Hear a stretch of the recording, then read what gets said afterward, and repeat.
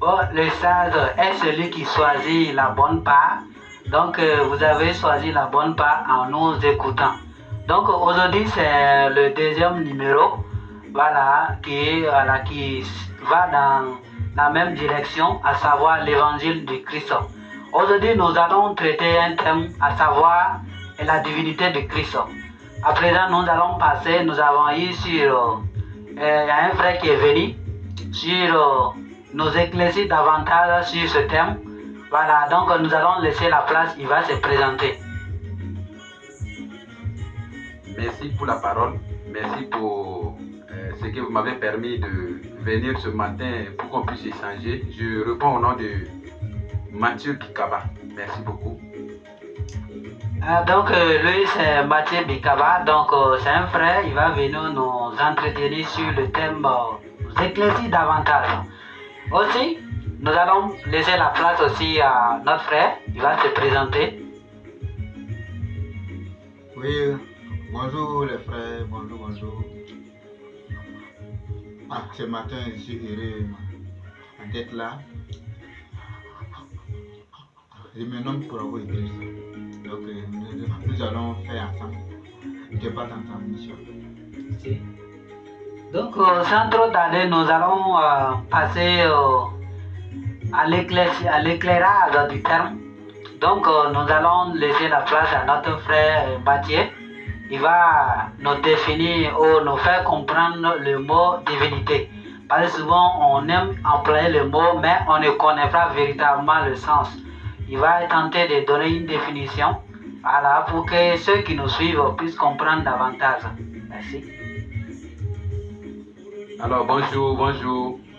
Voilà, donc, en tout cas, ce que je peux dire est que divinité, le mot divinité se réfère à un être divin. Voilà, un être divin. Et un être divin, si vous voulez comprendre encore, ça fait partie, c'est un être qu'on peut considérer comme un Dieu. Voilà, donc en tout cas, c'est ce que je peux dire sur le mot divinité. Merci beaucoup. Donc, merci pour la définition. Nous voyons que quand on regarde le mot divin ou la divinité, ça renvoie à un être divin.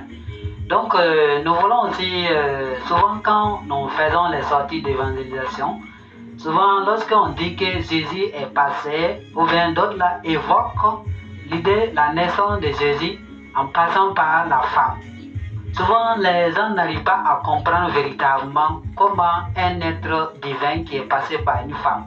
Est-ce que tu peux nous faire comprendre davantage, ou bien à ceux qui nous suivent, ou bien à ceux qui nous suivent après? Merci beaucoup de m'avoir permis de parler de la divinité du Christ et de parler comment il est né. Bon, en ce qui concerne sa naissance, nous voyons qu'il est passé par une femme.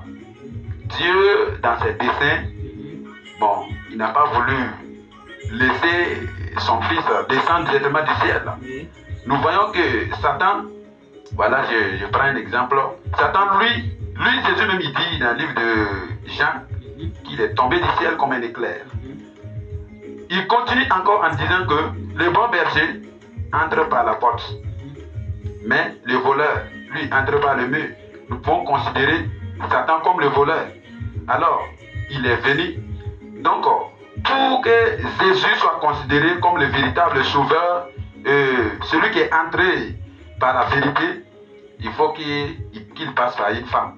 Voilà. Donc, nous voyons que d'abord, si nous référons même dans l'Ancien Testament, dans le livre d'Ésaïe, Ésaïe chapitre 9, le verset 6, quelque part, c'est 5 ans. Nous voyons qu'il est dit là-bas que un enfant nous est né, un fils nous est donné. Alors, un enfant nous est né, je pense que cela suffit déjà pour expliquer la naissance ordinaire. Mais on dit un fils nous est donné.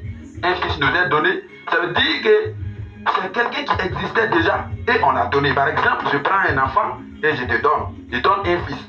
Voilà, donc, vous voyez, un fils nous est donné. Voilà, donc nous voyons, si nous analysons encore en profondeur, et nous voyons comment l'ange Gabriel a annoncé la naissance de Jésus à Marie. Il a dit que tu as eu la grâce l'Esprit de Dieu se reposera sur toi et tu enfanteras un fils. On lui donnera le nom de Jésus-Christ, qui veut dire Emmanuel. Voilà, Emmanuel, voilà, qui veut dire Dieu parmi les hommes. Vous voyez? Donc il fallait qu'il passe par une femme. Vous voyez? Il ne peut pas venir, il ne peut pas tomber du ciel. Il faut qu'il passe par une femme d'abord. Donc lui, il est entré par la porte. Merci bien. Merci pour cet éclaircissement.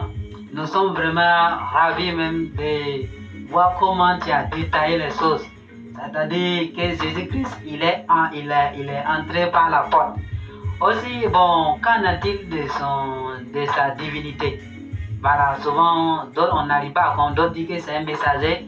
Mais est-ce que vraiment Dieu et Jésus-Christ, il est Dieu? Merci. En ce qui concerne cette question de la divinité de Jésus-Christ, je peux dire que déjà, si nous partons dans le Nouveau Testament, le livre de Jean, Jean chapitre 1, le verset 1. À partir du verset 1, nous disons, au commencement était la parole, et la parole était avec Dieu, et la parole était Dieu. Il continue, et cette parole était la lumière des hommes, et cette lumière était la vie. Vous voyez? Voilà. Donc, déjà là-bas, nous voyons que Jésus peut être considéré comme un Dieu. Pourquoi? Parce que il est dit, au commencement était la parole. Dans le livre de Jean et dans le livre de Genèse, si nous partons au niveau de la Genèse, nous allons voir que Dieu a parlé et le ciel et la terre ont été créés. Il a parlé et le ciel et la terre ont été créés. Tout ce que Dieu a créé, il a parlé. Hormis l'homme. Voilà. Il a créé l'homme par sa main. Il a parlé et tout a été créé. Donc, là-bas déjà, nous voyons que le livre de Jean nous explique celui-là qui était la parole au commencement. Au commencement était la parole. Et cette parole était avec Dieu. Et cette parole était avec Dieu. Cette parole était la vie et la lumière des hommes. Et quand on continue, on dit cette parole a pris chair au milieu des hommes. C'est quelle parole qui a pris chair? C'est Jésus-Christ qui a pris chair. Ce Jésus-Christ-là, il est la vie. Ce Jésus-Christ-là, il est la lumière.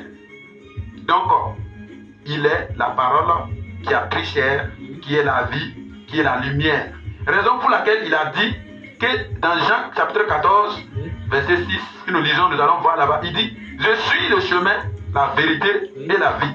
Lui ne vient au Père que par moi. Alors, c'est quelle vie il parle? Jésus est celui qui donne la vie. Hormis Jésus, il n'y a pas quelqu'un qui est capable de donner la vie. Et aussi, si nous partons dans le livre de Galates, je ne me rappelle pas bien du passage, chapitre 3, verset 31 ou bien. En tout cas, dans Galates, quand tu lis, vers là-bas, tu vas voir que on dit Jésus est celui qui est capable de pardonner. Seul Dieu peut pardonner. Mais si Jésus, quand il était sur la terre, il pardonnait. Quand il part, il te dit, tes péchés sont pardonnés. Il est le seul qui était venu, qui était envoyé pour parler du pardon, pour pardonner. Vous voyez? Donc, à partir de ces explications, nous pouvons dire que Jésus-Christ est Dieu. Voilà. Merci beaucoup. Merci.